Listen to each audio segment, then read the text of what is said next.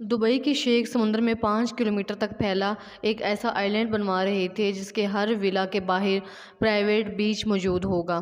سمندر کی خطرناک لہروں کو روک کر وہاں ایک لگژری آئی لینڈ بنانے کا سہانا خواب جو دبئی کے شیخ نے دیکھا تھا وہ انجینئرز اور ورکرز کے لیے ایک گھناؤنا خواب ثابت ہوا۔ فیری ہسٹوریکل ویڈیوز میں ایک بار پھر سے خوش آمدید۔ اس ویڈیو کے پارٹ 1 میں آپ نے دیکھا کہ کیسے دبئی کی کوسٹ لائن جو صرف 70 کلومیٹر تک پھیلی ہوئی تھی اس کو 124 کلومیٹر تک پھیلانے کے لیے یہ پام شیپ کا آئی لینڈ ڈیزائن کیا گیا تھا۔ اس پام شیپ کے آئی لینڈ کو سمندر کی لہروں سے بچانے کے لیے انجینئرز نے جب ایک آؤٹر وال بنانے کا فیصلہ کیا تو اس کے لیے 99 لاکھ ٹن پتھر ارینج کہاں سے کیے گئے۔ جن پتھروں کو سمندروں میں ڈال کر یہ آؤٹر آئی لینڈ بنانا جا رہا تھا ان میں سے اگر ایک بھی پتھر صحیح پوزیشن میں نہیں رکھا گیا تو آئی لینڈ کسی بھی وقت تباہی کا نشانہ بن سکتا ہے۔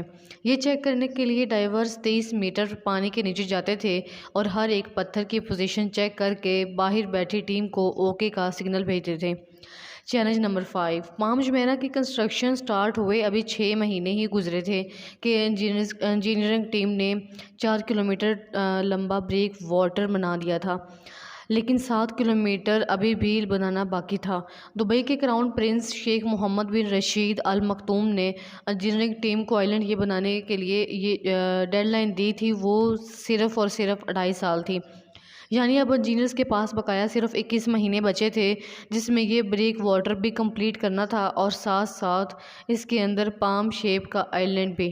انجینئرز کے لیے کھڑا ہونے والا چیلنج یہ تھا کہ اگر انہوں نے بریک واٹر کمپلیٹ کرنے کے بعد اندر کے آئی لینڈ بنانے کا کام شروع کیا تو یہ شیخ کی دی گئی ڈیڈ لائن پر پورا نہیں اتر سکیں گے، اور اگر پہلے اندر کے آئی لینڈ پر کام شروع کیا تو سمندر کی لہریں اس آئی لینڈ کو نگل جائیں گی، یعنی اب انجینئرز ایک ایسے جال میں پھنس چکے تھے جس میں سے نکلنے کے لیے ان کو اپنی پلاننگ چینج کرنی پڑی۔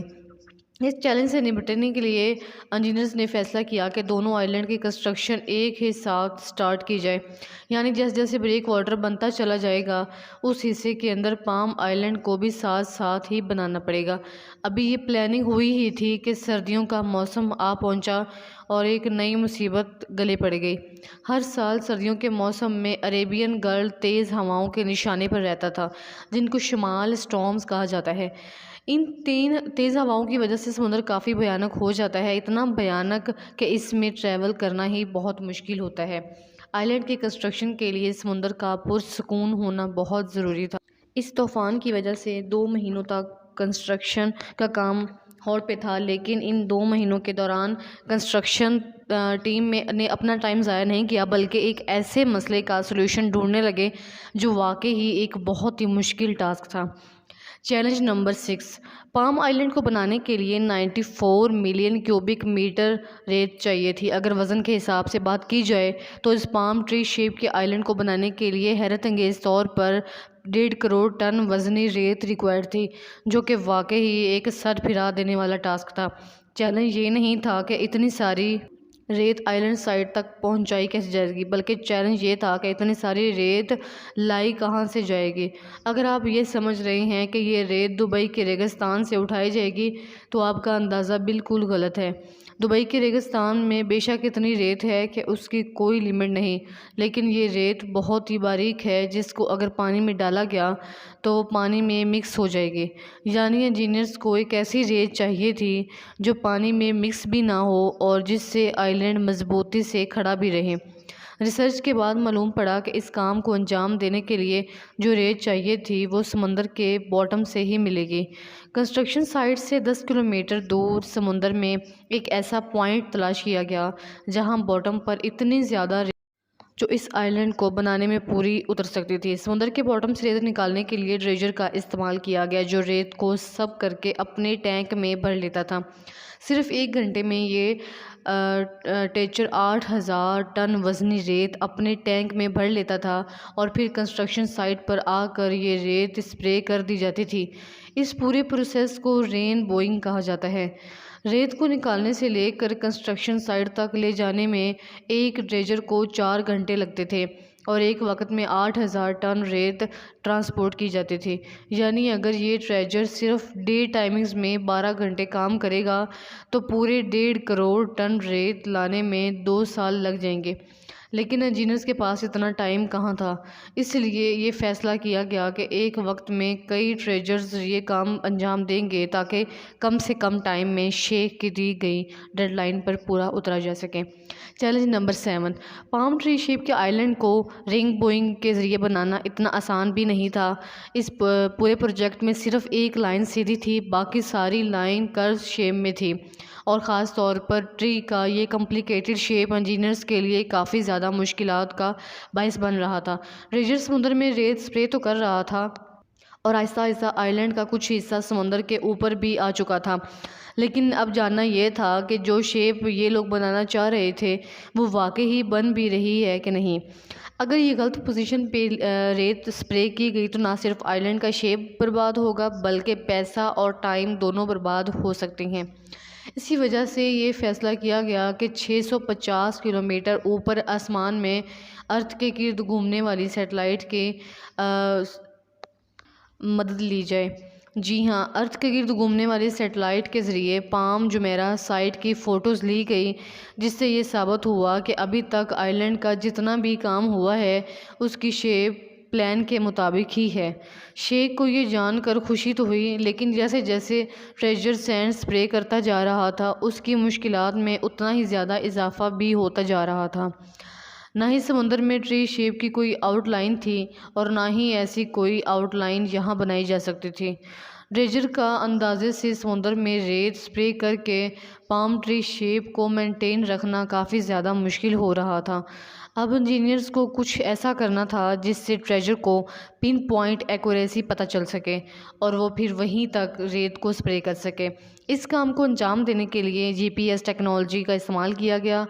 ورکرز جن کے ہاتھ میں GPS یونٹ موجود تھے وہ آئلینڈ کے بارڈر پر واک کرتے جاتے اور ان کی پوزیشن کا ریئل ٹائم ڈیٹا سیو ہوتا جاتا۔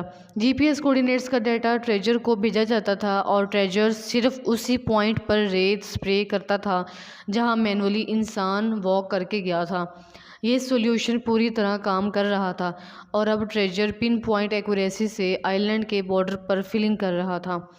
چیلنج نمبر 8، پام جمیرہ کی کنسٹرکشن کو سٹارٹ ہوئے 1 سال سے بھی زیادہ عرصہ ہو چکا تھا۔ بریک واٹر 8 کلومیٹر بن چکا تھا اور دوسری طرف پام آئلینڈ کی ٹیم بھی دن رات صرف اسی کام پر لگی ہوئی تھی۔ ابھی تک پام آئلینڈ کی 16 میں سے 9 شاخیں بن چکی تھی، تبھی انجینئرنگ ٹیم کے سامنے ایک ایسا چیلنج بھی آ کھڑا ہوا جو ان کے وہم و گمان میں بھی نہیں تھا۔ بریک واٹر، جس کو اصل میں سمندر کی طاقتور لہریں روکنے کے لیے بنایا جا رہا تھا، اس نے اپنا کام دکھانا شروع کر دیا تھا۔ وہ واقعی لہروں کو اچھی طرح روک رہا تھا، لیکن اب آئلینڈ کے اندر پانی کا بہاؤ کم ہو چکا تھا، یعنی جو پانی آئلینڈ کی اندرونی سائڈ پہ تھا وہ ایک ہی جگہ کھڑا رہ کر میلا اور بدبودار ہونے لگ گیا تھا۔ یہ ایک ایسا مسئلہ تھا کہ اگر ابھی اس کا کوئی سولوشن نہ نکالا گیا تو اس بات کا پورا چانس تھا کہ شیخ کا یہ پروجیکٹ بری طرح سے فلاپ ہو جائے گا۔ اب اس مسئلے سے نمٹنے کے لیے آئلینڈ کے ڈیزائن میں چینجز کرنا بہت ضروری تھا۔ کچھ تو ایسا کرنا ہوگا جس سے آئلینڈ کے اندرونی سائڈ پر پانی چلتا رہے تاکہ وہ خراب نہ ہو۔ خوش قسمتی سے انجینئرز کو اس کا ایک اچھا سولوشن مل گیا۔ یہ فیصلہ کیا گیا کہ بریک واٹر کو 2 سائڈوں سے توڑ کر وہاں برج بنائے جائیں گے تاکہ ایک سائڈ سے پانی کا پریشر اندر جائے اور دوسری سائڈ سے باہر نکل سکے۔ یہ سولوشن آخر کار کام کر گیا اور پورے 2 ہفتوں کے بعد آئلینڈ کے اندر بسا بدبودار پانی آہستہ آہستہ واپس باہر نکال دیا گیا۔ چیلنج نمبر 9، اگست 2003 میں پام جمیرہ کا بریک ہوٹل کمپلیٹ ہو چکا تھا۔ 99 لاکھ ٹن پتھروں سے بنا یہ 250 میٹر چوڑا یہ بریک واٹر سمندر کی لہروں کو اچھی طرح سے روکے ہوئے تھا۔ اس کے ایک ہی مہینے کے بعد پام آئلینڈ کی ٹیم سے بھی اچھی خبر آ گئی۔ 1.5 کروڑ ٹن ریت سے بنائے جانے والے یہ پام ٹری کی 16 شاخیں بھی کمپلیٹ کر لی گئی۔ ڈریجرز جو 1 سال سے مسلسل چل رہے تھے ان کا بھی آرام کرنے کا وقت اب آ چکا تھا۔ انجینئرنگ ٹیم نے وقت سے پہلے ہی حیرت انگیز طور پر پورا آئلینڈ کمپلیٹ کر لیا تھا اور اب اس پر ویلاز، شاپنگ مالز اور ہوٹلز بنانے کی باری تھی۔ لیکن مسئلے ایسے تھے جو کسی بھی صورت میں انجینئرنگ ٹیم کی جان نہیں چھوڑ رہے تھے۔ اب اینڈ ٹائم پر ایک ایسا چیلنج آ کھڑا ہوا جس نے پورے آئی لینڈ کے لیے خطرہ پیدا کر دیا تھا۔ جو ریت ڈال کر پام ٹری کا شیپ بنایا گیا تھا وہ ریت ابھی بھی لوز تھی۔ وقت کے ساتھ ساتھ ریت گھل رہی تھی اور آئی لینڈ کے کئی حصے واپس پانی میں جانا شروع ہو چکے تھے۔ شیخ کے سپنے کے مطابق اس آئی لینڈ پر میٹل روڈز اور ہزاروں بلڈنگز بننا تھی، لیکن اس کے لیے ضروری یہ تھا کہ آئی لینڈ کی ریت بالکل ٹھوس ہو۔ یہ مسئلہ پوری انجینئرنگ ٹیم کے گلے میں آ چکا تھا اور اسی وجہ سے سارا کام ایک بار پھر سے ہلٹ ہو گیا۔ اس مسئلے کا جلد از جلد سلیوشن نکالنا بہت ضروری تھا، کیونکہ یہ وہ پوائنٹ تھا جس پر پوری دنیا کی نظریں تھیں، اور اس آئی لینڈ کی وجہ سے دبئی کے شیخ کی عزت داؤ پر لگی تھی۔ اس مسئلے کے علاوہ ایک اور مسئلہ بھی تھا۔ دبئی اپنی جیوگرافیکل لوکیشن کے حساب سے ارتھ کو ایک زون کے قریب ہے۔ اگر یہاں کوئی ارتھ کوئک آیا تو اس کی انتہائی خوفناک نتائج ہو سکتے ہیں۔ پام آئی لینڈ کی ریت جو پہلے ہی کانٹیکٹ میں نہیں تھی، ارتھ کوئک کے صرف ایک ہی جھٹکے سے یہ پورا آئی لینڈ ایسے ہی ختم ہو سکتا تھا جیسے اس پاٹ میں پڑی ریت پانی کے اندر جا رہی ہے۔ اس مسئلے کا صرف ایک ہی سلیوشن تھا کہ آئی لینڈ کی ریت کو 12 میٹر کی گہرائی تک کمپیکٹ کیا جائے، جبکہ نارمل رولر صرف 6 میٹر کی گہرائی تک ریت کو پریس کر سکتا ہے۔ اب اس مسئلے سے جان چھڑانے کے لیے انجینئرز ایک نیا طریقہ میدان میں لے کر آئے۔ ایک ایسی ہائیڈرولک ڈرل منگائی گئی جو زمین میں جا کر اندر وائبریشن پیدا کرتے تھے۔ اس وائبریشن سے ریت کے ذرات کمپیکٹ ہو جاتے تھے اور جس جگہ ڈرل سوراخ کرتی تھی وہاں کا حصہ فل سالڈ ہو جاتا تھا۔ یہ ایکسپیریمنٹ پوری طرح کامیاب ہو چکا تھا، لہٰذا اب اس طرح کے 2.5 لاکھ سے بھی زیادہ سوراخ کر کے 5 کلومیٹر تک پھیلے پورے پام آئل کو ٹھوس بنا لیا گیا۔ جس آئی لینڈ کو بنانے میں 7 سال کا وقت لگنا تھا، 40,000 ورکرز کی مدد سے اس کو صرف 3 سالوں میں ہی کمپلیٹ کر کے ایک نیا ورلڈ ریکارڈ بنا لیا گیا۔ جنوری 2009 میں ساری بلڈنگز بنانے کے بعد پہلی بار پام جمیرہ پبلک کے لیے اوپن کر دیا گیا۔ ایسے ہی انفارمیٹیو ویڈیوز دیکھنے کے لیے چینل کو